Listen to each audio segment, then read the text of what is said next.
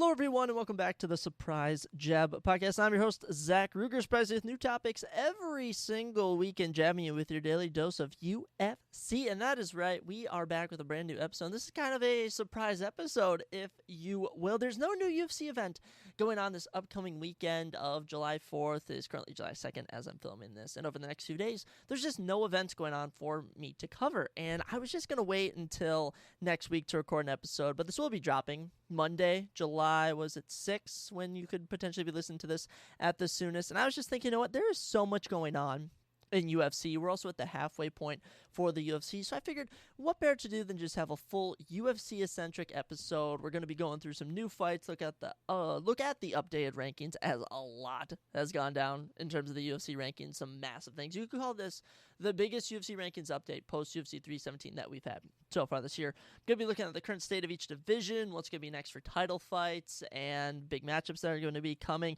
And we're also going to analyze my predictions that I have made so far as who I think would be champion, who would have the biggest rise, and who would have the biggest fall, and see how I'm doing. And we're going to end the episode with giving my halfway through the year predictions. These are some rough predictions. Not predictions, awards, if you will. Fighter of the year, female fighter of the year, fight of the night, whatever.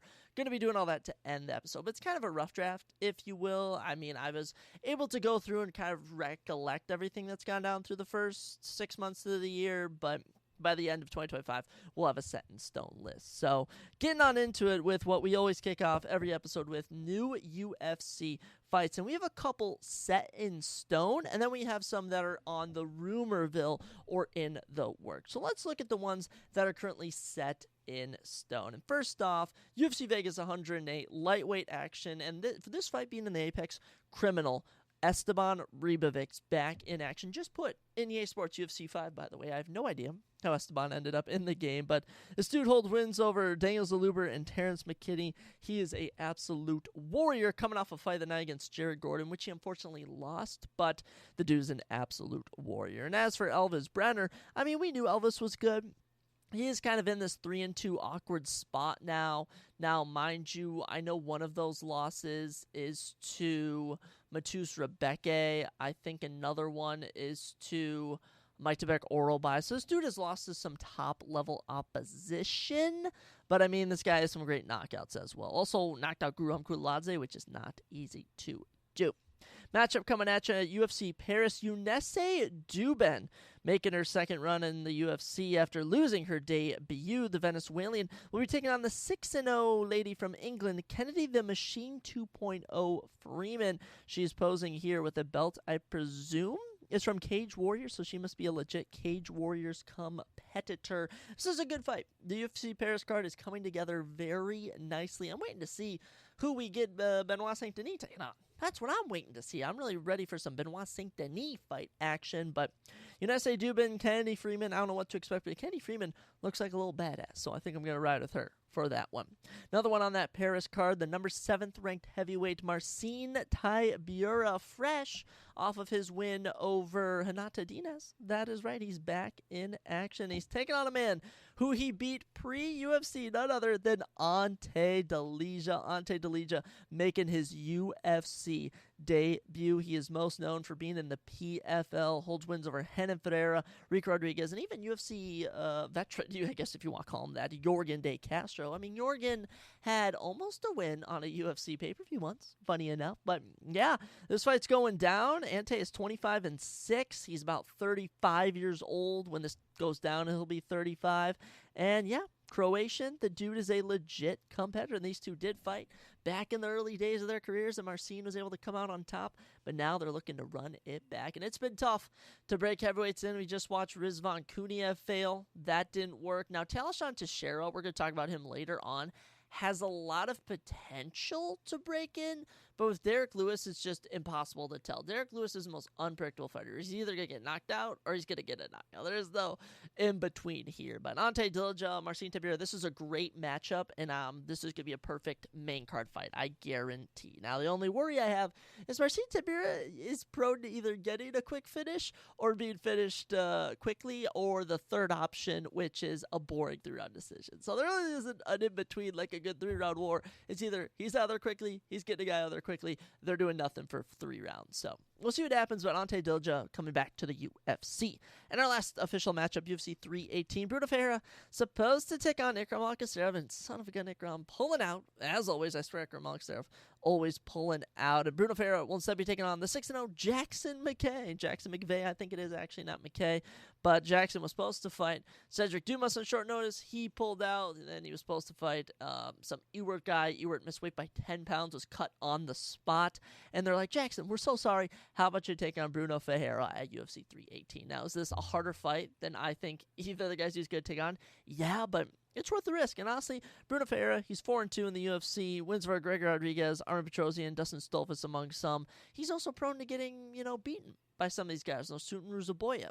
And, oh my gosh, who did he just lose to? Abus Magomedov. So it's not impossible for Bruno to lose. So if you're Jackson McVeigh, you just got to find a bit of, what do you want to call it, moxie mojo, and get over the knockout power of Bruno Ferreira, and even the grappling, because he mixed in the grappling too, and you should be golden. But those are all the official UFC fights we have. Now, there are some that are being rumored, including one for UFC 319, Jeff Neal versus Carlos Prates. That's right. It, I believe, is just about fully in the works. I know they've been working on this for some time.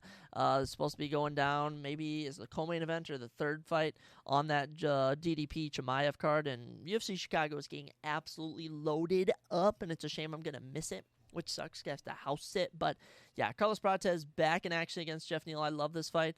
I think it's a great bounce back fight for Prates and a good opportunity for Neal to prove, hey, I'm a veteran. I'm legit. I still belong here. So keep your eyes out for that one. But I mean, I can tell you my early prediction right now, and that is that Carlos Prates is getting another knockout here. Another bout that is apparently in the works is absolutely insane. UFC Noche, Rob Font. Rob Font, the number 8 guy in the world, just beat G Matsumoto. Take it on. It's apparently really getting traction here. That's going to happen. Raul Rosas Jr. That is right. The youngest UFC fighter to ever get a win. You can even say get a finish ever. You got to finish as a teenager. Is back. And I know this is UFC no check card. But is Raul really ready? I think we took a look at Josh Evander. We're like, oh, he's 23. Oh, my gosh, why don't we just give Raul Rosas, who's, 20, 21? Let's give him a top 10 guy. And I can see this is a favorable matchup for Rosas Jr., but he is just not really giving us anything to make him think he can hang with a top 10 guy. I mean, much less a top 15 guy. I wouldn't even consider him, but it is still a fantastic matchup, and that UFC no-check card is looking mighty appetizing. And the UFC always gives us fights we don't even know that we want to see, and honestly, I'm all game for it. I'll be locked into this one. I'll be tuned in, and maybe I'll pick Raul. Maybe, and never know. Sometimes I'm feeling a little spicy with my predictions, so we'll have to see. Another matchup: Paddy Pimblett, Justin Gaethje. It's in the rumor mill. It's apparently going down. I don't know if it's really true. No one's really saying anything. Apparently, DDP accidentally leaked it, and everyone's just been kind of being a bit hush-hush over the whole thing. Now, if that is the case, I think it's perfect, and it sets up Armin versus Dan Hooker, which we'll get into when we kind of go through all the divisions. But really, I'm telling you, Paddy versus Justin Gaethje is the fight to make. If they do decide to do it, I'm in full support of it, and I think that is the correct aspect. And whoever wins that, I'll take on Ian Tapiro, which I absolutely love, and I really hope it's Paddy, because I think Justin Gaethje just gets flatlined. I mean, honestly, Gaethje complaining that he deserves a title shot is just, he's delusional. Some guys must genuinely not understand the rankings. Like, there's some guys that actually understand the rankings, that make strategic call-outs, like like Peyton Talbot calling out Adrian Yanez. That's a good call-out. Or when Leron Murphy wins and he says, I want anyone above me. Or when Gene Silva wins, he says, I want anyone above me. Those are realistic call-outs. Not Justin Gaethje being half levels even going, I need a title shot. No. That is not how it works. But all this talk, all these new fights got me thinking about the UFC rankings. So let's take a look at the updated UFC rankings, because a lot has transpired since they updated yesterday, July 1st. So first off, women's bantamweight, no changes. No changes in women's bantamweight, women's pound for pound, women's strawweight, no changes there. Where the changes do happen is in women's flyweight. Macy Barber drops down 1 spot to 6, no longer tied with Jasmine Jasudavicius at 5. Rose Namajunas remains at 7. Tracy Cortez, following her win, moves up 2 spots to 8. Vivian drops 2 spots to 10. The correct move here.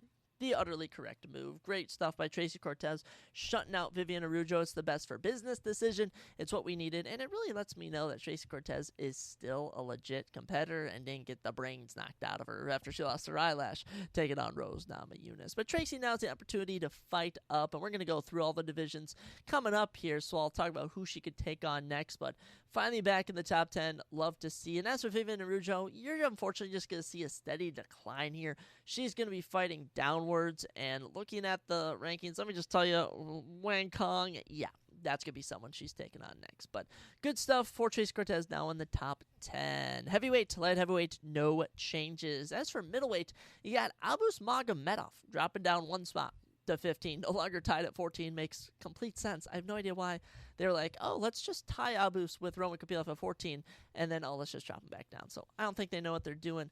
Abus doesn't have a fight, really does need a fight. I don't know. We'll have to see, but there's a little minute change. Welterweight, no changes there. Here's where things start to pick up the lightweight division. Ilia Topuria is now your champion. Everyone gets the boot down. And for Islam Makhachev, they didn't want to take him out of the rankings. So technically, Islam is just the number one guy. Oddly enough. So he's the number one guy. Armand 2, Oliveira 3, Gaethje 4, Holloway 5, Poirier 6, Hooker 7, Gamrot 8. Beneil remains at 9. Following his win, good stuff. Paddy drops 2 spots to 10, Rafael Fiziev to 11, and Renato Moicano to 12 following his loss. Don't really know what's going to happen with him, to be honest. Chandler to 13, Benoit Saint-Denis remains at 14, Grant Dawson to 15, and Joel Alvarez gets the boot from the rankings. So good stuff overall. We're going to just have to wait and see what's next for Ilia Topuria. But yeah, we wait for Islam Makhachev fight news. I'm assuming that's going down in October. One could hope, but the year is going to quickly fill up. Let me tell you, the year is going to quickly fill up, and we're going to say, oh my gosh, why didn't this guy fight this year? And it's because fight cards are filling up. Moving down to featherweight, some changes here, as with the loss of Ilia Topuria, they finally removed him from the rankings, and Movsar Evloev moves up 2 spots. He's now ranked number 2 in the world. Amazing. Love to see that. Diego Lopez at 3, Yair up to 4, Arnold Allen and Brian Ortega tied at 5, Leroy Murphy 7, Aljo 8, Aljo and Brian Ortega having a fight coming up, Gene Silva to 10, Yusuf Zalal to 11, Danny Game jumps 2 spots to 12, David Onama remains at 13, Kevin Kerr bumps up to 14, and Giga Chikadze is back in the rankings at number 15. Yeah, there's going to be a lot to sort out at featherweight, let me tell you that. But seeing Mosfar up to 2 just makes me very, very happy. Bantamweight, no changes. But the most insane change, I've never seen a number jump this high since maybe Sugar Sean O'Malley. Joshua Van moves up 11 spots to the number 1 contender on the flyweight rankings. Utterly insane. Utterly insane. Congratulations, Joshua Van. I mean, earned, deserved. He's getting the next title shot. Oh, man. Royval drops 2 spots to 3. Doesn't make any sense. They moved him below Moreno, being that just about a year and 4 months ago, he beat Brandon Moreno. Don't know the logic there. Amir Albazi to 4, Kai France to 5. Awkward spot for Kai losing, but still the number 5 guy in the world. Tatsuro Terra to 6, Cape to 7, Perez to 8, Asuma Bayev to 9, Ursig 10, Timeli at 11, Tagir to 12. Ramazan Tamariyov remains at 13. Bruno Silva actually moves up from 15 to 14.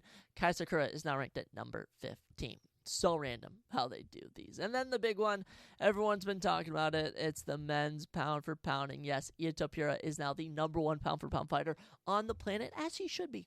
I saw people mad that Islam Makhachev is no longer the pound for pound top guy. Let me just tell you. I mean, here's the thing, Islam Makhachev, it's going to be him and Ilia jumping each other. When Islam inevitably beats Jack Del Maddalena, he's going to jump Ilia Topuria. When Ilia Topuria knocks out Armin, Paddy, or Justin Gaethje, he's going to jump Islam. When Islam defends welterweight championship, he's going to jump him. This is going to be an inevitable thing until these two ultimately fight, which we have been waiting for. And, you know, we've seen these collisions before with the pound for pound. I recall, I think it was Volk and Islam were the number 1 and number 2 guys, and they dueled on the pound for pound. So just the same things that happened with Ilia and Islam, but deserved. So deserved. So Islam's down to 2, Merab's to 3, Dricus Du Plessis remains at 4, coming up at 5, jumping 4 spots, Alexander Pantoja getting the respect he deserves. I'm going to be honest, he should be number 3. Okay, I think he should be past Merab and definitely DDP, but number 5, we'll take it. Pantoja has had 4 title defenses. 4 title defenses. No one else can say they've been having out here 4 title defenses. So amazing stuff for Pantoja. So deserved, and he's going to be a reigning defending champion for a while. Volk remains at 6, Magma down to 7, makes complete sense. Jack Molina at 8, Aspinall at 9, Pera at 10, Holloway at 11, Bilal at 12. Arman moves up 1 spot to 13, Hamzat moves up 1 spot to 14, and Charles Oliveira drops 2 spots to number 15. Yeah, no, Charles is still in the pound for pound, so good for him. But yeah, the UFC rankings have just completely shifted around. The big one, Ilia Topuria, your new men's pound for pound fighter, your new lightweight champion, amazing. The 11 spot jump from Joshua Van is surreal. Most Revlov up to 2. I love seeing that. I really do. I guess you could say Giga joining the rankings, but that's not too much. And Trace Cortez, now a top 10 fighter. So lots of fun stuff in the rankings. Lots of interesting moving pieces, if you will. But the one thing that I do want to talk about is the current state of every division, because we've looked at the rankings, we've gone over that, but what even is the current state of every division? What champion is going to challenge who? So we're going to go through all 11 divisions real quick, and we are going to look at who's going to be taking on who, and I'm going to give my thoughts on what matchups I think should take place. So starting off, we'll go top to bottom. Women's strawweight, Zhang Wei Li is your champion, and she has 2 options. Honestly, we can just group flyweight and strawweight right now, because Zhang Wei Li and Valentina Shevchenko are either going to fight one another at flyweight. Zhang Wei Li will probably keep her belt and try to become a double champion, which I think should be the co-main event under what the ultimate Amanda Nunes-Kayla Harrison matchup we're going to talk about will be. But if that's not the case, Zhang Wei Li is the number 1 ranked Virna Jandiroba, and Valentina Shevchenko is the number 1 ranked Natalia Silva. So you're either going to get 2 Brazilians fighting for the belts, or you're going to be getting a double championship opportunity. And what do I think they should do? They should most definitely do Zhang Wei Li versus Valentina. I think that makes the most sense. I think it's what everyone wants. And Virna and Natalia Silva can quite literally just wait in the wings to fight the winners and losers of that, because ultimately Valentina loses, they might run that back, or Valentina could just retire. Now, we're going to have to see what happens, but it all comes down to what the UFC wants to do, and honestly, at times, you never know what the UFC really wants to do. But if it's up to me, Zhang Wei Li should fight Valentina Shevchenko. Now, as for the rest of both divisions, for strawweight, Tatiana Suarez, Jean Chayonin, Amanda Lemos, Jessica Andrade, Mackenzie Dern, those are your top 6. Those are 2 through 6 right there. And how do I matchmake these women? I don't really know. Jan Chayonin just beat, I think it was Amanda Lemos, I want to say, or maybe Virgin Jandiroba just beat Jan Chayonin, but I think Mackenzie Dern should take on Tatiana Suarez. I think they match up very well stylistically, and Mackenzie Dern is on a little streak. She should fight up. Won the first fight main event of the year, for goodness sakes. You could then have Jan Chayonin take on Amanda Lemos. I'm thinking Jessica Andrade, depending on what weight class she wants to fight in, which I think she should fight at strawweight, should take on someone like Jillian Robertson. I think they would match up really well with one another. Yasmin Lucindo and Amanda Ribas at 7 and 8 can go to battle with one another. Lupi Godinez, Tabitha Ritchie, they could match up. Lupi Godinez might actually be taking on Jessica Andrade coming up, now that I think about it, which I would absolutely love. Give her another crack at the top of the rankings. Angela Hill, she always has fights going up, but yeah, women's strawweight division, kind of in a guessing game of what we're going to do. Same thing for women's flyweight. With the loss of Erin Blanchfield and Macy Barber's fight night main event, it was pretty rough for the division. Manny Fiorot's sitting there at 2, coming off a championship loss. I'm thinking she should maybe fight. I don't know. If we're going to have to eliminate Macy Barber, you got Jasmine Jasudavicius at 5, Erin Blanchfield at 4, Lex Grasso at 3, Manny Fiorot at 2. You have to matchmake them, and Aaron and Manon have already fought, so we just matchmake the other 2. So I'm going to say Jasmine Jasudavicius should take on Manon Fiorot, and Alexa Grasso should take on Erin Blanchfield. At number 6, Macy Barber, I don't know if she's going to fight again. I'm going to be honest, I think she's just going to hold spots in the rankings till she just progressively drops. But with her health right now, I don't know what we're going to do. Rosa Namajunas at 7. She is coming off a win over Miranda Maverick at 11, but I'm not completely sold. And honestly, Tracy Cortez at 8, you could run a rematch with those 2. I know that may sound silly, but that could be ultimately a decision they choose to make. Jessica Andrade at 9, she's just going to sit there. Vivian Araujo at 10, I think she should take on Wayne Kong. I mentioned it earlier, her versus Wayne Kong just makes so much sense to me. I think that's the play. That should do right there. And Miranda Maverick at 11, she can fight down The rest of the women's flyweight division at the bottom, nothing much to analyze. We'll wrap up the women's divisions here with Kayla Harrison. Of course, she's taking on Amanda Nunes. Going to be a massive fight. Going to be a main event of a pay-per-view. Can you believe that? Kayla Harrison, 4 fights in, is now going to be main eventing a pay-per-view. Good for her. What do you do with the rest of them? What do you really do? Well, for the good part about Amanda Nunes coming back is that we actually don't have a number one contender. We really don't. We have to matchmake and play around a bit. So, Julia Pena at 1, Hakra Benton at 2. Those are going to be women who are going to be fighting down to try and boost up someone. Norma Dumont at 4, Aileen Perez at 7, Ketlin Vieira at 3. Those are the matchups we're going to be getting. So, I'm thinking Norma Dumont takes on Hakra Benton and Juliana Pena takes on Ketlin Vieira. I'm going to matchmake those two. Aileen Perez is slowly working her way up. Macy Chiasson just lost. Let's do Aileen Perez versus Macy Chiasson. And Irene Aldana, she's trying to rebuild herself back up. How about her versus Yana Santos? I can really get behind that one. Maribel Silva, I believe, is a matchup coming up with Jocelyn Edwards, I want to say. So we could run Nora Cornole maybe against Irene Aldana, Jacqueline Cavalcante. It's going to be tough to say. And as for the bottom, I'm going to say Daria Zelina Vikova and Claudia Segula, who's unranked. Those two should do battle with one another. Bottom of the women's bantamweight division, even the women's bantamweight division as a whole is not very strong. So I don't know. We're just going to have to see what happens. But for now, you got big fights in the women's divisions. You need to do Amanda Nunes versus Kayla Harrison, and you need to do Zhang Weili versus Valentina Shevchenko. Those might be the only fights fans care about, which is kind of sad to say. Jumping from women to the men, men's flyweight, we're in such a refreshing spot. The 23-year-old Joshua Van, the 35-year-old reigning, possibly in the top 3 greatest flyweights of all time, I think he is, Alexander Pantoja, will be doing battle later in the year, which I am so excited about. And I think Joshua Van has a great shot here. You know, he's young, he's hungry, he is nowhere near the type of guys Pantoja has been fighting. You know, and I'm not trying to say that stylistically he's in similar to Kai France, to Brandon Royval, to Brandon Moreno, because he is pretty similar, but he just has this moxie to him and just this, he's just looked so good, and the only time he's looked bad is when he was caught with an uppercut in round 3 by Charles Johnson, and the fight was stopped, some people say prematurely. You could even argue that it was an early stoppage, but Pantoja Joshua Van is going to be fantastic. So, what do I do with the rest of everyone? Well, Brandon Moreno at 2, Brandon Royval at 3. They're unfortunately going to have to fight down.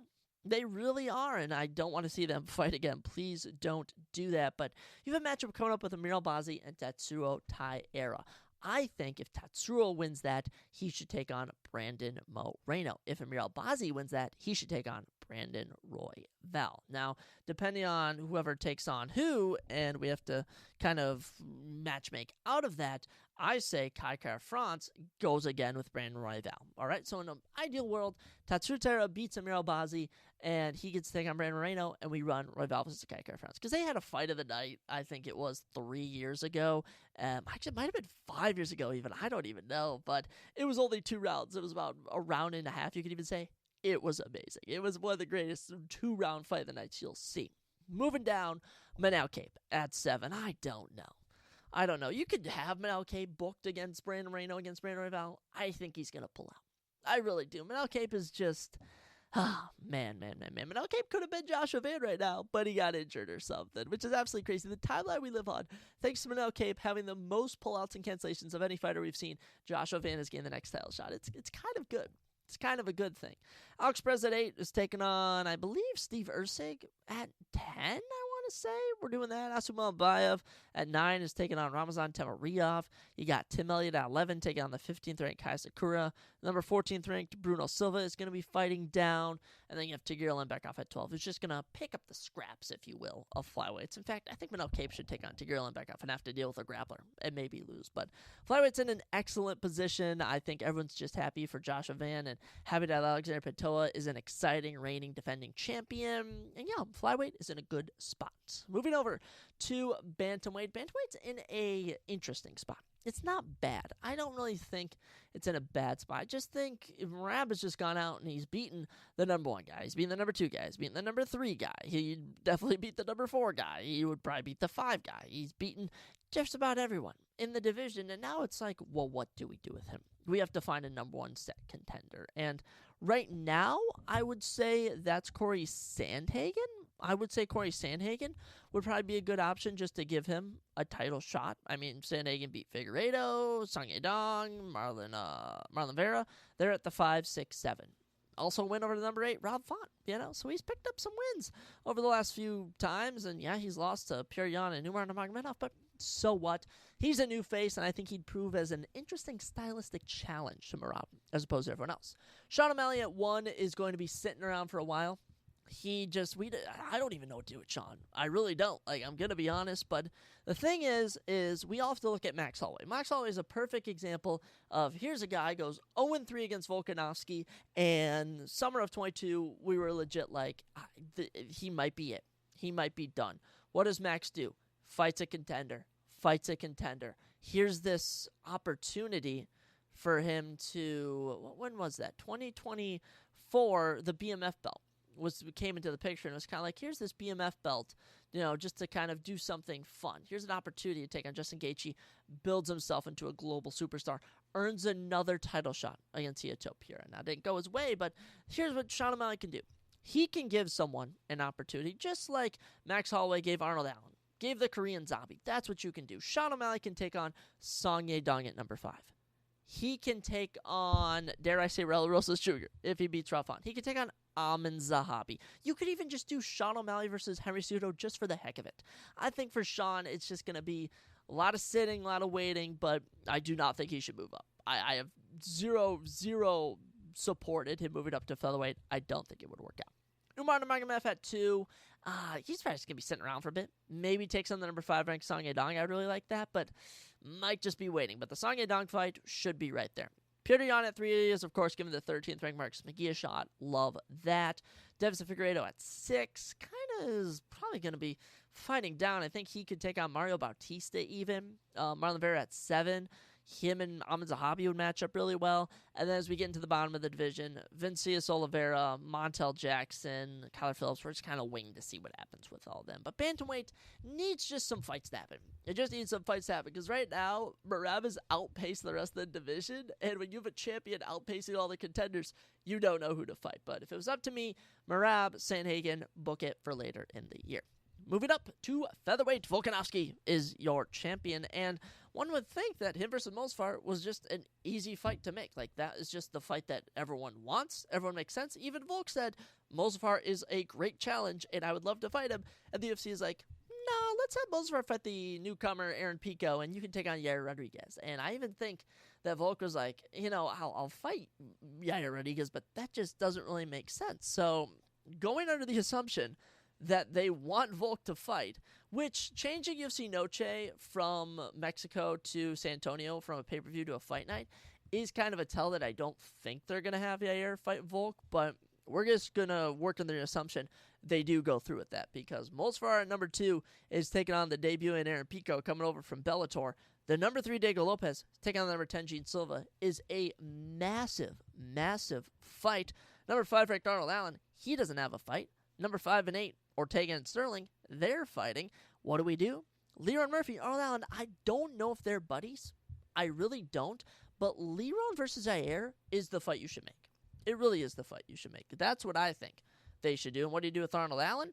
Well, Yusuf Zalal at 11. I really like that option. What do you do with Josh Emmett? At number 9, well, Dan Igues take on Patricio Pitbull, the winner of that. I do hear they might be doing Josh Emmett at 9 and the number 13th ranked David Onama. I think that would be a fantastic fight. Might actually be a bounce-back opportunity for Josh Emmett, but a lot of things up in the air.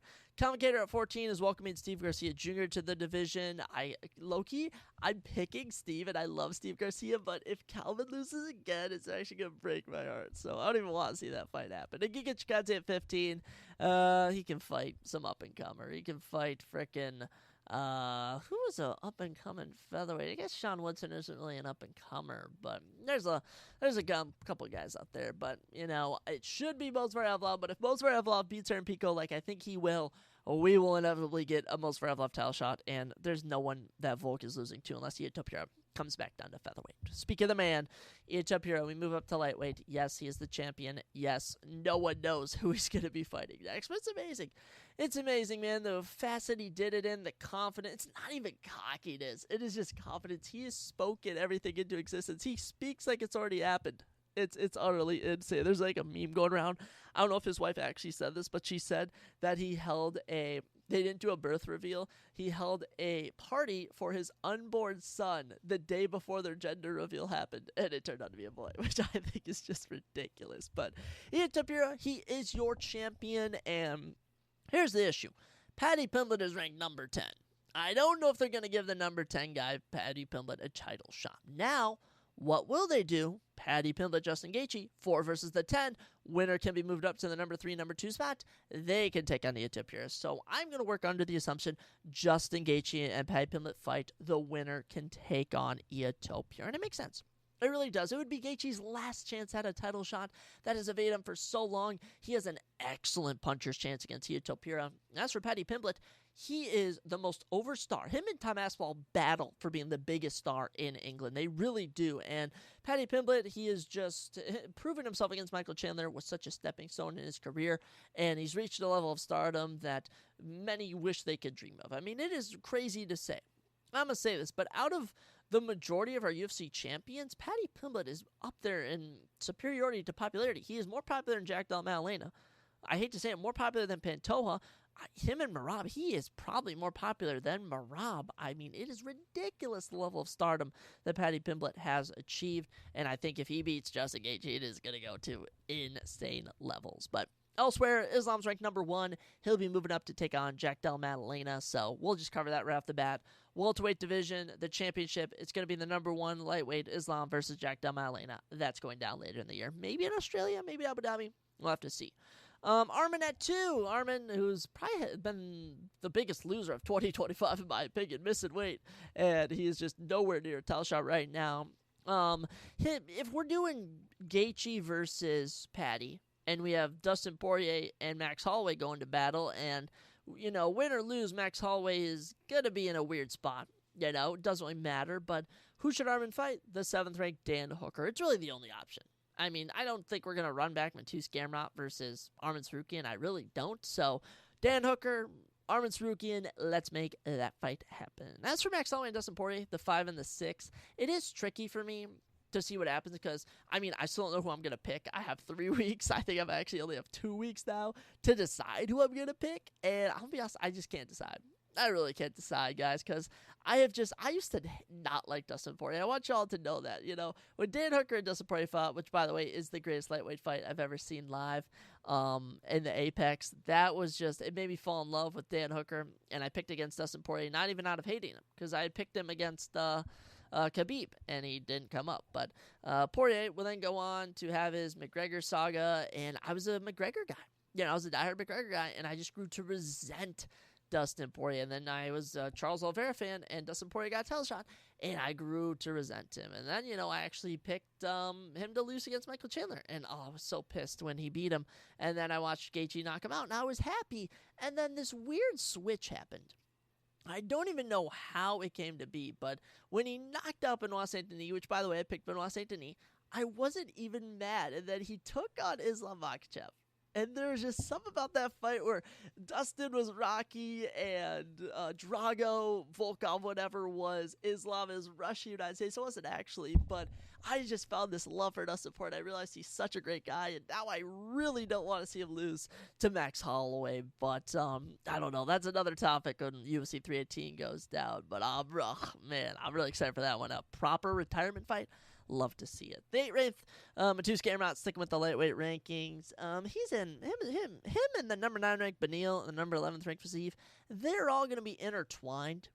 Gonna be honest. Here's the thing: Beneil Dariush can't really fight up. You know, I honestly think Fiziev versus Beneil is the move and route to go, and Mateusz Gamrot might just have to wait. He said he'd fight down, so maybe Mateusz versus Benoit Saint Denis. I like Mateusz versus Grant Dawson, Mateusz versus Joel Alvarez.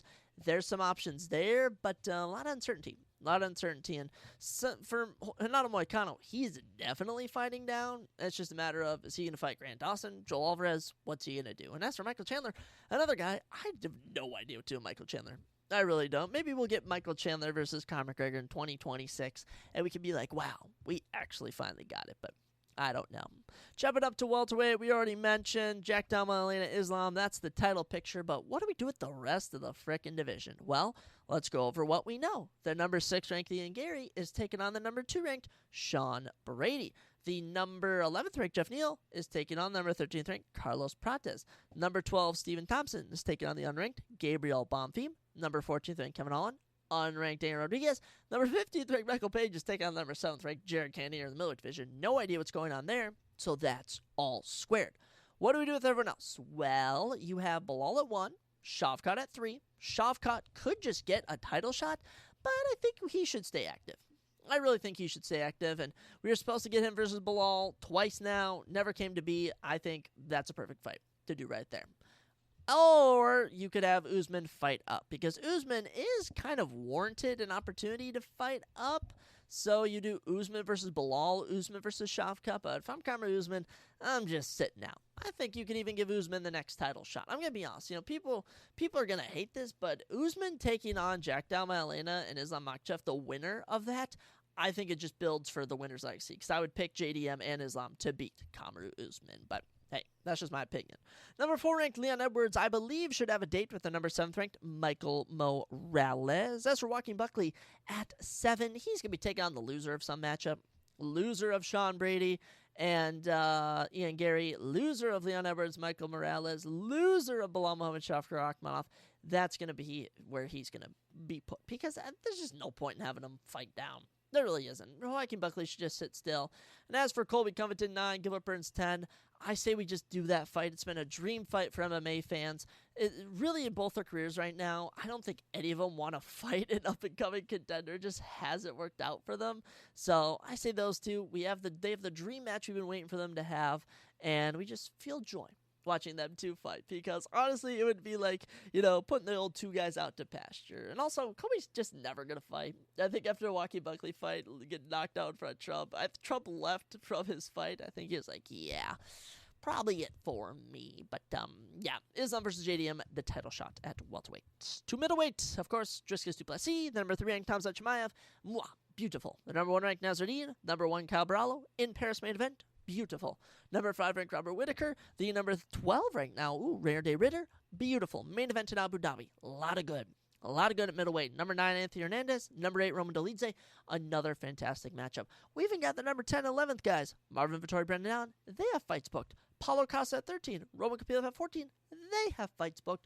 We have been booking middleweight beautifully. Jerry Cannonier at 7, of course. Take on MVP. Don't know why. We just have 2 guys we don't know what to do with. Sean Strickland and Israel Adesanya. We don't really know. Now, for Izzy, he could just retire. Israel Adesanya could just retire, but he just still has the itch for fighting. I could just tell. He just has the itch for fighting, and he is not ready to let it go. And here's the thing. Izzy versus Sean Strickland makes sense when we look at the fact it's been 2 years since they last fought, where they're at now, but no one wants to see it. I kid you not. No one wants to see it. And what are both these guys going to do? They're just going to sit around. They really are going to sit around. And they're going to end up taking on the winner of Whittaker and Rare Day Ritter, the loser of Kyle Barallo and Nasruddin Imavov. They're going to end up taking on the winner of Roman Dolidze and Anthony Hernandez. They're going to take on maybe Paulo Costa if he wins. I don't know, but they're just going to do a lot of sitting. But middleweight is beautifully booked, and Hamza versus DDP is another one of those fights. I love Hamza and DDP just the same as I love Oliveira and Ito Pura, but in similar standings, actually in kind of unsimilar standings, because Oliveira had been around so long. DDP, I watched him rise. I watched him come out and knock out guys, go the distance of Brad Tavares, be the first man to knock out Robert Whittaker since Izzy in 2019, go on to beat Sean Strickland in back-to-back fights, submitters last time. I saw that. I've also seen Hamza go from supposedly getting a title shot 5 years ago to now finally getting what he deserves. I mean, what he did to Robert Whittaker, no one had ever done, and he did it in just ferocious fashion. So I'm really torn. I'm obviously going to be picking Khamzat in that, but if DDP wins, I'm going to be cheering. So it's going to be one of those things. I'm going to be cheering no matter who wins. But I think Khamzat is just the pick that I have to go with. And for light heavyweight, it gets a bit more complicated. It gets a bit more complicated than middleweight. I'll say that in terms of our transition over, because there's just something going on with Alex Pereira that, he just lost to Magomed, and I just don't think anyone wants to see him take on Magomed again. Maybe it's just me, and in my own personal opinion, I would rather see him take on the winner of a supposed title championship matchup between Tom Aspinall and Shogun at heavyweight, and I just think it would work. I know we've had, of course, Alex Pereira had to win a fight at light heavyweight before getting a title shot, but I would just love to throw him in the heavyweight title picture. I really would. It's really weak right now, and I think he could just spice it up. So, in the world where Alex Pereira moves up, Magomed Ankalaev is going to take on Jiri Prochazka. But in the world that Alex Pereira does not move up and instead fights Magomed Ankalaev, you're going to get the number 2 Jiri Prochazka versus the number 3 Carlos Ulberg. Both of those make sense to me. Now, at number 4, Khalil Roundtree Jr., number 5, Jan Blachowicz. I think those two could be intertwined. Keep building up Khalil, but Khalil's definitely going to be calling for a title shot, which he shouldn't, and Khalil could also fight up and fight Jiri. But for sake of matchmaking, we'll keep everything in the division. Number 1, Alex Pereira, champion Magomed. Number 2, Jiri. Number 3, Ulberg. Number 4, Khalil. Number 5, Jan.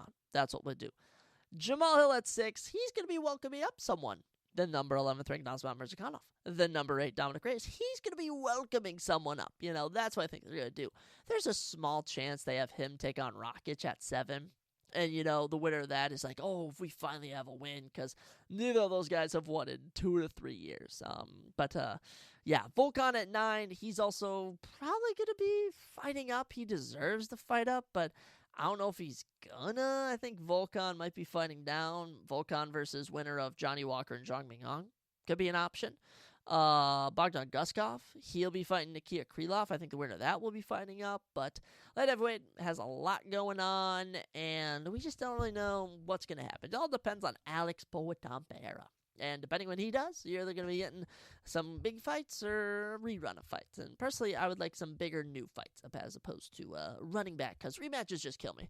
I'm literally so sick of rematches. And this isn't like Alexander Pantoja, Marab, where there's just no one else to fight, so we have to run rematch. No. This is where we can have new guys, but we just want the world global superstar to get another crack, which I don't think is going to work out.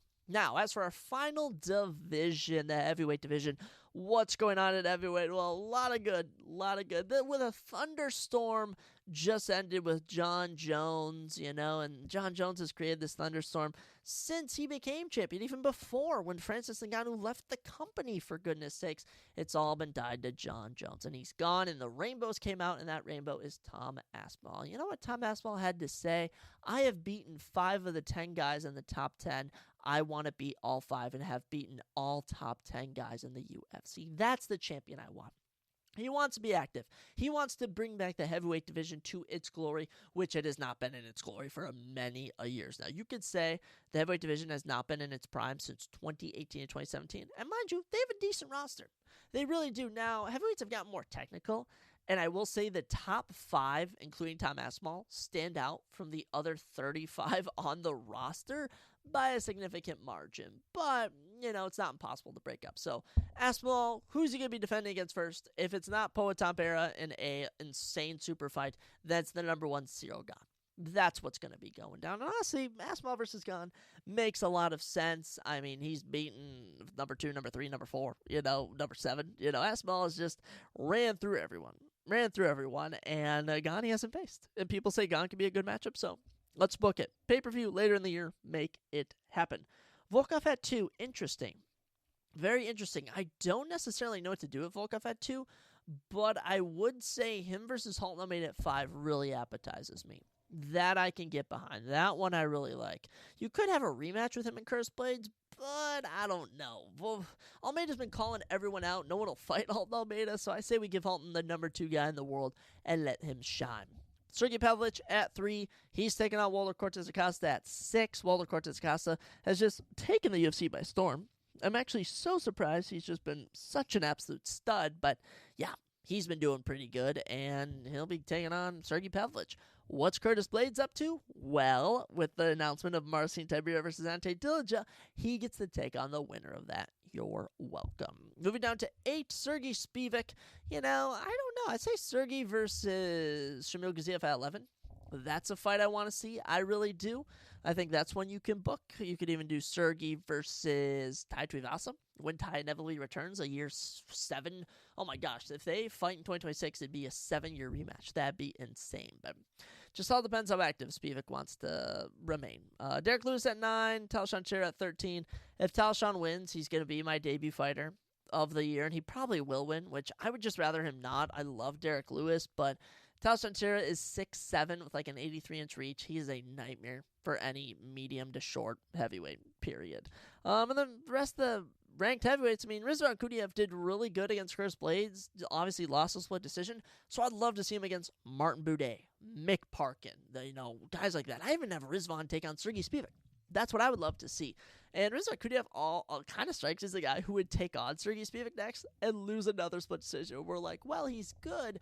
He just keeps losing. So that's the current state of every division in the UFC. What is the weakest? I don't really like to say the women's just because, you just have 3 dominant women's champions. But honestly, heavyweight is just in its restructuring phase. I think heavyweight's going to be a division that is going to need to be looked at with some tender loving care. Don't be too mean to it. Really don't. Just, leave the heavyweight division be. It'll sort itself out. But we can do have a main event coming up. Derek Lewis, Talshon Teixeira. It's going to be your return in 10 days, actually, from when I'm recording this. So we'll wait in the wings. And actually, when you listen to this, our predictions episode will be dropping in the next 2 days. So fun facts with that. But another thing I wanted to do on today's episode was look at our 2025 predictions we made. We made them on December 22nd. I thankfully labeled my notebook and didn't lose it. Good job on me. But we predicted in all 11 weight classes who would be champion December 31st, who would have the biggest rise, and who would have the biggest fall. And I thankfully labeled where everyone was at currently on my note sheet. I was very good. I was very productive. So we're going to go through all the weight classes again, and I'm going to discuss just kind of where I'm at with all my predictions and if it's even possible they can come true. So let's start women's strawweight to men's heavyweight again. Starting with women's strawweight, I said on December 31st, 2025, Zhang Weili would still be your women's strawweight champion. All signs are pointing towards that coming very, very true. I don't think Virna Jandiroba would beat her, and if she does move up to challenge for the flyweight championship, that means she'll be secured as the women's strawweight champion. So I am very happy so far with that prediction. Now, as for who I said would have the biggest rise, I said Jillian Robertson. And before the year began, she was ranked number 12. Currently, she is ranked number 9. So those, there's a trend. If she does take on Jessica Andrade, Amanda Lemos, Amanda Hebus moving upwards, this trend can become very, very true. So I am happy so far with that prediction. My biggest fall off, I said Virna Jandiroba because I'm a Virna Jandiroba hater. She was ranked number 3. She's now ranked number 1. So unless, I don't freaking know. We missed on that one, but Zhang Weili is most definitely remaining your women's strawweight champion. Moving on to flyweight, Pantoja was your current champion, is your current champion. I said he would still be your current champion, and all signs are pointing towards him just running through the rest of the division. And who I said would have the biggest rise? None other than Joshua Van. I know ball. I miss on some things, but I know mother trucking ball. And Joshua Van was ranked 15, and now he's ranked number 1. So can I just write that off as being just inherently correct? Amazing. Biggest fall off, I said Amir Albazi. He was ranked number 3, currently number 4.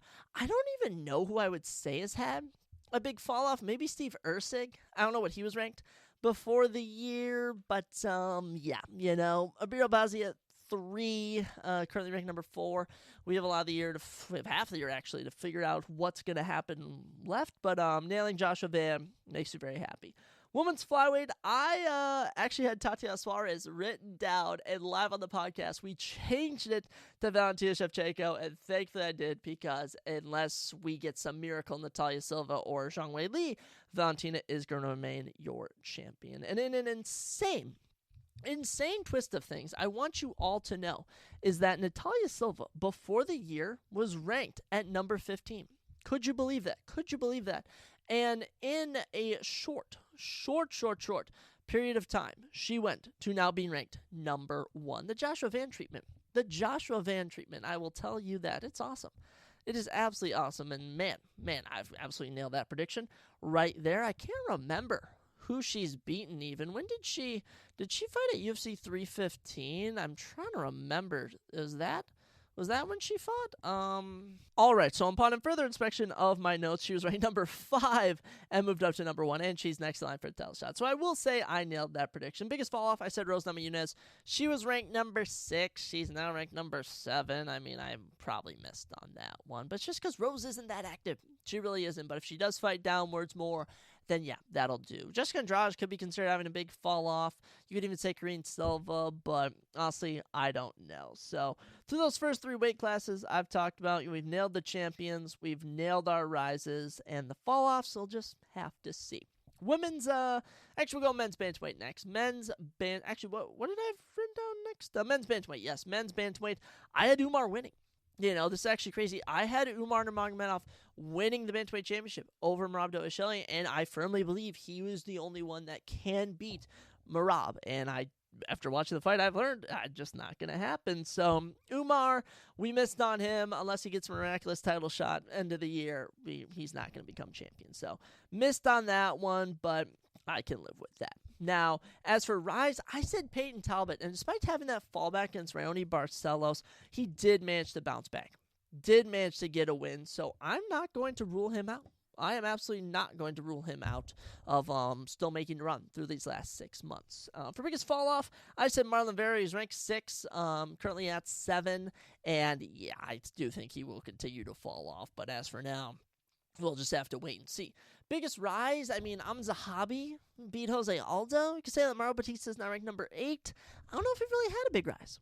Gonna be honest, I don't really know if we've had a big rise, had a big fall off. Everyone in the bantamweight division has kind of just remained where they are. If I could say fall off, I might even go Sean O'Malley, oddly. But, yeah, so far, bantamweight predictions not as hot as the previous 3.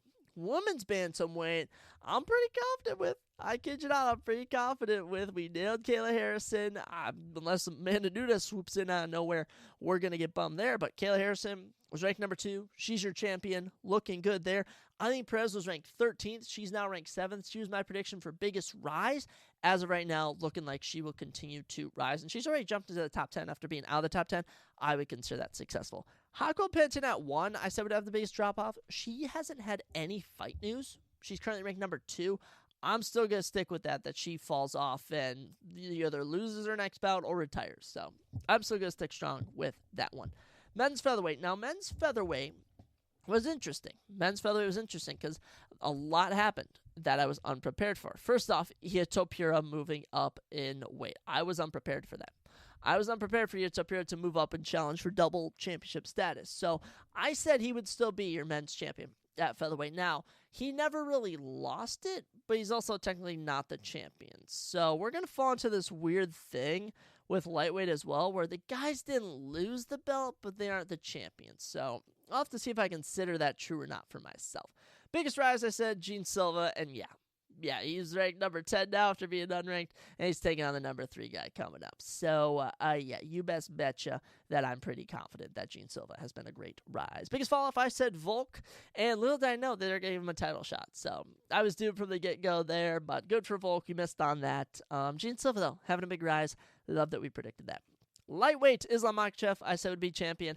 How was I supposed to know he was also moving up? I was just not anticipating that to happen so soon. But yes, we are, I guess, missed on that, even though he has never lost the lightweight belts. Gonna have to decide what I do there. Biggest rise, Joel Alvarez. He was actually ranked.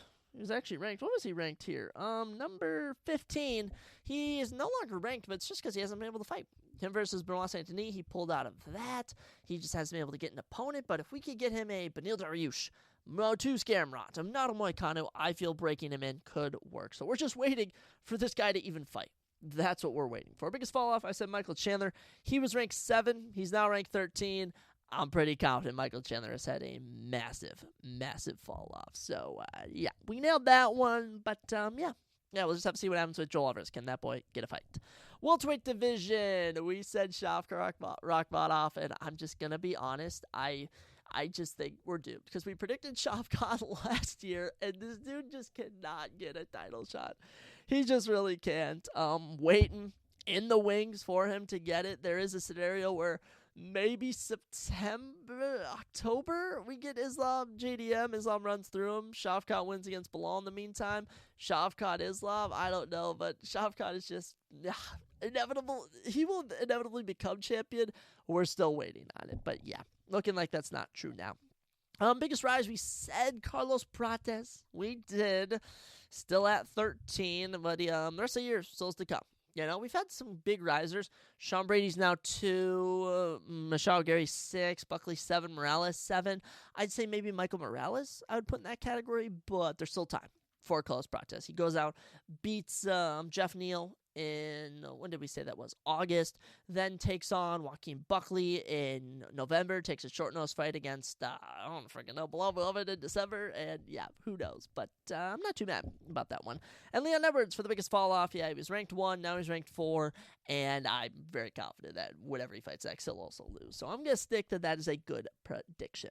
Moving up to middleweight, we said that Hamzat would end the year's champion, and if he can beat DDP in a couple months, you betcha we will have nailed that one. And I do think he'll win, so I'm fairly confident that we nailed that one. Biggest rise, we said Shara Magomedov at 14. How was I supposed to know that him and MVP would be a very dull, non-entertaining fight where he would actually lose? So, Shara, waiting to see what happens with him. He's taking on Marc-Andre Barriou coming up, and there's still potential for him. You can matchmake him with Roman Kopylov, Paul Costa, mix him up with Marvin Vettori. Next thing you know, he's taking on Jared Cannonier. I think Shara Magomedov still has time to switch things around. Biggest fall off, we said Israel Adesanya. He was ranked number 2. He's now number 4. Kind of like Leon Edwards, he suffered one big loss, and I don't think he's going to be back. But I do still stand by Adesanya. He's had a pretty brutal fall off. Light heavyweight division. Magomed, we said, would be champion. This was before he even fought Oxbear, before it was even announced. And you betcha, he is so ending the year as champion. I think Magomed Ankalaev is so good, and people just don't like him because he's a big Russian dude who knows how to win fights. But yeah, as of right now, we are nailing that prediction. Biggest rise, I said Ivo Aslan. How was I supposed to know Ivo Aslan was not going to have a big rise this year? Oh, man, I was telling him to put the devs on the Instagram to put him in EA Sports UFC 5, but Ivo Aslan took a little step back. He'll look to bounce back. Who's actually having a big year? Talk about Zhang Mingyang. Talk about Bogdan Guskov. These are guys on the big rise. You can even say Dominic Reyes. He's now ranked number 8. Clear Roundtree Jr. is now ranked number 4.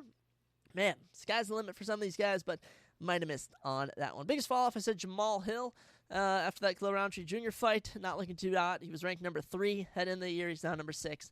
I stand by that one. I do stand by that one. We could have gone Anthony Smith with a little cop-out, but yeah, we rode with Jamal Hill, and I think it's so far coming to fruition. And the last division we predicted was heavyweight. Of course, it is the final division you can predict. We said Tommy Boy would be champion, and Tommy Boy is your champion. I don't think anyone's taking this from top. I don't think someone who is in the UFC, I don't think there's anyone right now who is actually like the best version of themselves can beat Tom Aspinall. I think Tom Aspinall is in a whole world of his own. I want to see Tom against Francis Ngannou, against John Jones, against Alex Pereira. I want to see DC come back. You know what I'm saying? Like, he is that freaking good.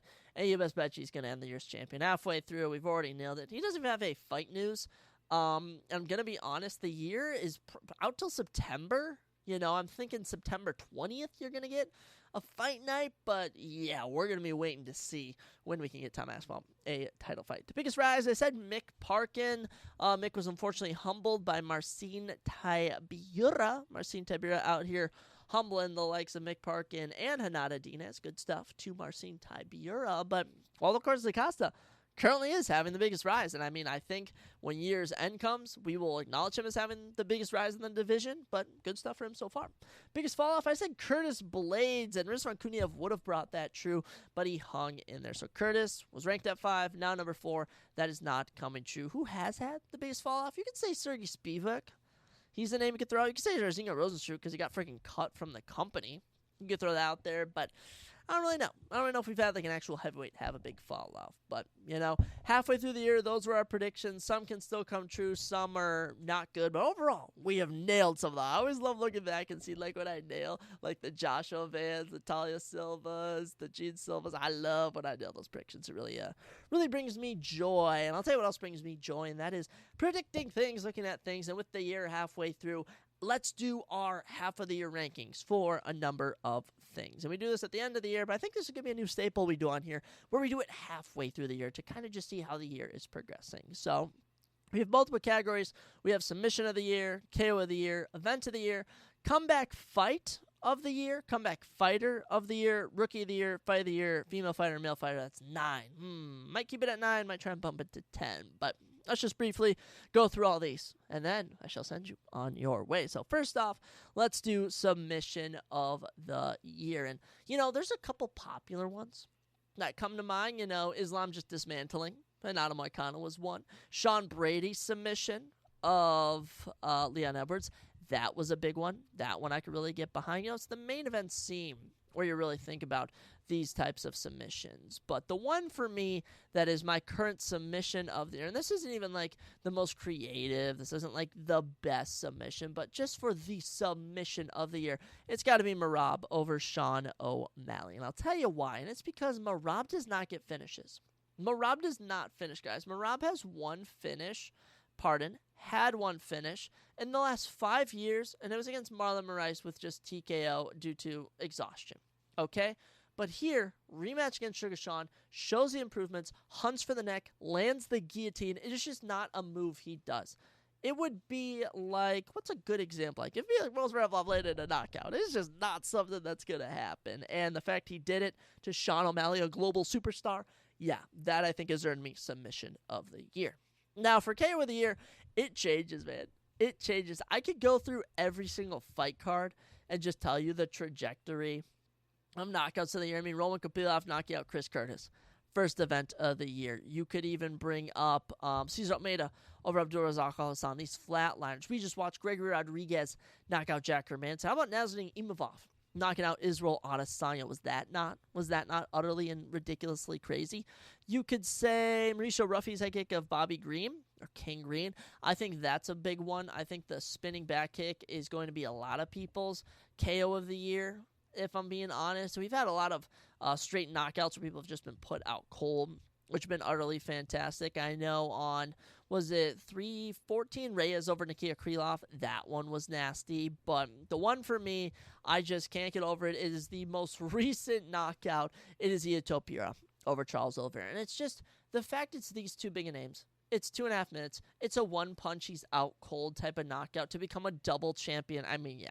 Come on. It'd be like when McGregor knocked out Eddie Alvarez, especially Jose Aldo. Like, come on, you gotta give it to him. So, Ito Pira, Merab, I know they're the two big guys, the Georgians, the dominant champs, but, we'll see how the year goes. But right now, when I'm talking about what is the greatest knockout of the year, it's this. Is this one. So, that is my knockout of the year. What about event? And honestly, it is, 317 was fantastic. I thought it was great top to bottom. It's easily going to be a pay-per-view. None of the fight nights have really hit this year, if I'm being honest. In fact, the Apex cards might have been a bit better than some of the evented cards we've had. But, Hannah Dinas, Alvin Hines, super entertaining. Jacoby Smith, Terrence McKinnigan finishes. We obviously had a doozy with the women's fight. Jose Delgado knockout. Greg Rodriguez's knockout. Peyton Talbot, Felipe Lima was entertaining. Moicano and Dariush had its moments. And then Joshua Van and Brandon Ravel might have had fight of the year. Right now it is in the running. Pantoja, Kaikar France, entertaining, and Ito Pira Charles Oliveira was just fantastic. But then my runner-up, which I think is actually going to be in the lead, is going to be UFC 314. And UFC 314 was just amazing. Out of the first 5 prelims, 4 of them were finishes. Chase Super Jim Miller, entertaining. Virna Jandidoba, Jan Chonin, the dud of the prelims. Then Danny Gay, Sean Woodson, good comeback by Danny Gay. Then we get to the main card, a Reyes knockout. Gene Silva dismantles Bryce Mitchell. You have Paddy Pimblett, Michael Chandler, and Volkanovski Lopez was one of the most entertaining 5-round fights I've seen in a long time. Like, seriously, when I look through Every other fight night, every other event we've had, I mean, UFC 311 had a fantastic main card, but I gotta go with UFC 314 right now. But UFC 317 is close behind. It's gonna be between those two when I reach it. Now, what about comeback fight of the year? Now, there have been a couple, but there's two that come to mind. And let's talk about a main event. So this is a popular one, Jared Cannonier versus Gregory Rodriguez. And Jared Cannonier lost the first round brutally. He was dropped twice. It was a 10-8. We thought Jared Cannonier was going to get knocked out. It was brutal. He then starts to fight his way back in round 2. And Gregory Rodriguez still getting the better of him. You know, Cannonier were like, how's he hanging in there? Round 3, turns the tide, lands his own knockdown. Insane. And he's bashing into Gregory Rodriguez. We're not even 30 seconds into round number 4. Jared Cannonier has worked his way back. He has done it. He has won the fight with a knockout. Incredible. But seeing what happened in round 1, you would never have guessed that he would have won. Now, my other one, very, very underground, if you will, happened at UFC London, might have been. Shauna Bannon, Irish lad. Pooja Tumar, Indian woman. English woman. Irish woman? Is it an Ireland woman? Oh, I don't know how to say it, man. I get a little accent with me. But let me just tell you, Shauna Bannon, I thought was out. I kid you not. So the UFC posted a clip. I might have been driving, I might have been at a party, I might have been out at the bar or something. I was not really paying attention. And I check, and it's her getting knocked out. It's her getting knocked out. You know, she's getting hit with a head kick, punches, the ref goes step in, I put the phone away. You know, and I'm just like, oh, okay. And then, you know, I'm just kind of like, oh, how am I doing on predictions? I'm like, oh, I'm 4-0. Wait, but didn't I predict this wrong? She got an armbar? What? Shauna Bannon was just, had her lights out for a second. Pooja Tumar pounded on her, able to work her way back, somehow lock up a submission. You have to find this fight. You have to find this fight. No one's going to have this as their comeback fight of the year, but I'm telling you, it is so good. Shauna Bannon and Pooja Tumar, I still remember it. Isn't that crazy? I still remember this fight. Now, I'm sure there's others out there, but in terms of the main event scene, which is always a great reference, more to think about things, there hasn't really been a comeback of sorts. There really hasn't been anything in that regard. I mean, as I look through every single main event we've had, it's been back and forth. It's been one-sided, but nothing where it's been like a comeback. So, I mean, there's that. I mean, even on UFC 317, we didn't really have any form of comeback. I guess Moicano won round 1, so Beneil Dariush fought his way back, but nah, I'll be honest. It's going to be that one, Shauna Bannon, Pooja Tumar, but Cannonier Rodriguez, if we do want to go with a big, more known fight. We go with that one. So, who is comeback fighter of the year? And this one's been tough. There really hasn't been anyone. There's a couple names, you know. Benoit Saint-Denis. He has a lot of potential. Obviously, lost to Moicano, lost to Dustin Poirier last year. He has 1 win so far this year. If he can swing together another one or 2 more, I would throw him in the picture. You could say Kevin Holland, who went 1-2 in 2024. It was pretty rough. And started out 2025 January, second card of the year. Got submitted in round 1, but he has since had a fight of the night, had a performance of the night submission, and already has another fight book. So Kevin Holland could be looking at comeback fighter of the year. Another one, Kamaru Usman. Kamaru Usman hadn't fought since 2023 and managed to come back and beat Joaquin Buckley, who was a guy who was just surging. Everyone thought he was up next. He was going to dominate. And, you know, if Usman could get one more fight, I would love to put him there, but he's also in the conversation to a regard. And same with Beneil Dariush. Beneil Dariush had been brutally knocked out twice in 2023. Didn't even fight in 2024. Comes back, beats Moicano, who was kind of on a tear, you know, if you exclude the Islam Makhachev fight. So it's pretty tricky. It's pretty tricky to say, like, who has been the comeback fighter of the year. I wouldn't even really say we've had an official one. Like, last year it was Dominic Reyes. Last year Dominic Reyes was the guy, but for this year, I just don't really know. I don't even know who could come back and, like, make it so that it's like, oh, like, they had such a down year. You could say Volk. You know, I guess Volk was knocked out last year once. So maybe Volkanovski is your current comeback fighter of the year since he got knocked out by Itapira and now he's the champion. There's your little prediction, but that one we're going to need the next 6 months to transpire to really see. Now, here's my favorite one, Rookie of the Year. And so far, through the first 6 months, there's a couple names out there. So Jacoby Smith, 2-0, 2 finishes, just destroyed Nico Price, biggest favorite in UFC history. Another name, Malcolm Wallbaker. He had the previous record for biggest favorite in UFC history. 2 fights so far, 2 nasty knockouts. Great work. Another man, Azamat Bekov. Already has his 3rd fight of the year coming up. 2-0, both knockouts. Amazing. But there's someone else who I'm thinking if they win is going to take the cake, and it's going to be Talashan Teixeira. because Talashan Teixeira debuted in February and is now getting a main event. Talashan Teixeira debuted in February, is now getting a main event. It's not often you can see that. So Teixeira has the potential to win Rookie of the Year, but right now it's one of those three gentlemen I just talked about. And we have 6 more months to see what can happen. I mean, at this time last year, Carlos Prates was not on my radar for Rookie of the Year, ended the year as Rookie of the Year. So we'll have to see what transpires. We still have a bit more of 2025, but those are my current Rookies of the Year. Talashan Teixeira with a win will most likely lock it up for the time being. Now, what has been Fight of the Year? So we've had a lot of good fights this year. We've had a lot of good fights. Obviously, Van Roybal is fresh in everyone's mind. Currently, probably the leader for Fight of the Year. It was so fantastic. First fight in UFC history where both guys landed 200 significant strikes each. That's insane. There have been some other good ones, though. Just had Nazim Sadiqov versus Nicholas Mota in Azerbaijan. That was wild. I showed it to my parents, and they were like, this is one of the greatest fights I've seen. I'm like, I know. I had no one to watch it with, sadly. That was amazing. Cody Steele versus, Rong Zhu, UFC 312. The only gem out of UFC 312 was that fight. That fight was insane. If you want to talk about bigger fights, obviously Diego Lopez versus Volkanovski. It's probably been the best title fight that I've seen this year. Yeah, I don't really know. There have been a lot of good ones this year. Bilal Muhammad and JDM, people are going to bring up. I missed that one, unfortunately, but heard from people. It was good. Canyon Rodriguez was a good Apex card. Main event, if you will. On UFC 311, Merab and Umar was a fantastic fight. Drew Proska, Jamal Hill was good. But for me, this is just going off of what I've seen. Nazim Sadiqov versus Nicholas Mota is just so freaking good. It's so freaking good. I might have to go with it. But it's tricky. It's going to be one of those things where I determine. But, yeah, don't forget Van Roybal, Rong Zhu versus Cody Steele is another great fight I'd recommend you to watch. But Fight of the Year, we're going to need to maybe rank this at the end of the year. Female Fight of the Year. Now, this one's tricky. For Fighter of the Year, it's pretty simple. Like, if you're a champion and you win 2 fights, you can be Fighter of the Year. If you're, it's usually the champions.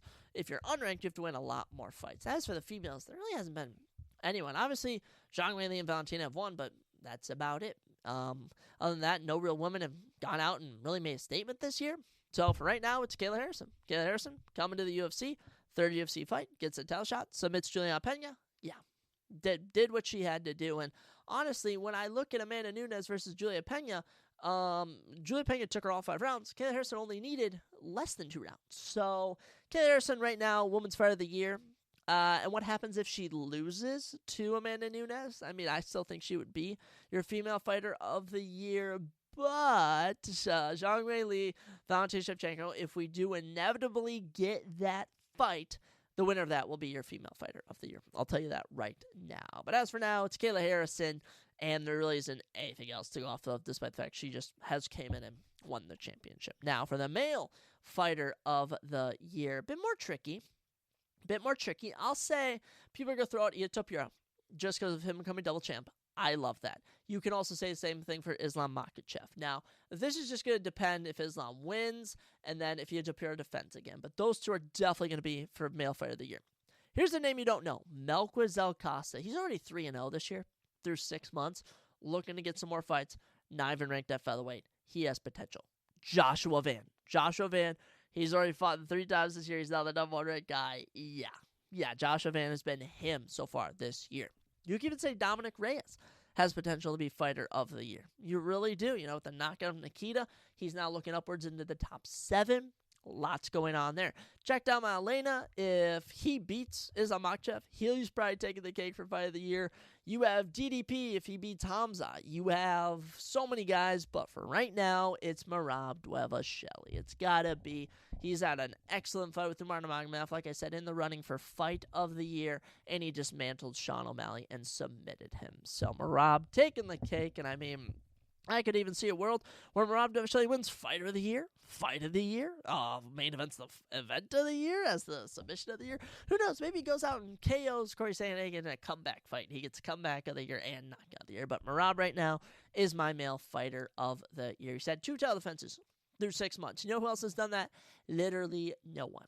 Literally no one. And we don't actually have another champion defending this year who is going to have the potential to do that. That's currently booked. So, Maram Shelley, my current fighter of the year. But yes, those are my halfway through the year awards. That's what we're going to be doing so far. But yeah, still have a lot to see. What transpires July, rounding out really good. We go to Nashville. We go to, St. Louis. We go to Louisiana, New Orleans, and then we end in Abu Dhabi. And honestly, these 3 cards build on each other. Nashville, nowhere near as good as 318. 318, nowhere near as good as Abu Dhabi. Kid you out, Abu Dhabi is a pay-per-view level card. We talked about it last episode. It is pay-per-view level. We're getting into August. We have to get through a couple Apex cards, and then we get to UFC 319 in Chicago, Illinois, which is going to be potentially event of the year. So, if you haven't got your UFC rundown yet, you need to go listen to another episode of the Surprise Gem podcast. But as for today, that's all we got. Wrapping up episode 203 just like that. I hope everyone had a fantastic 4th of July weekend. I'm excited. I'm about to leave to go to Milwaukee, go to a music festival. So hopefully it's fun. If I die, well, this isn't a time to upload, which means you'll actually never see the day of light of this. So let's hope that doesn't happen. But ladies and gentlemen, I will wrap it up with that. You guys go out there, have a great time, and I'll catch you next time on the Surprise Jab Podcast.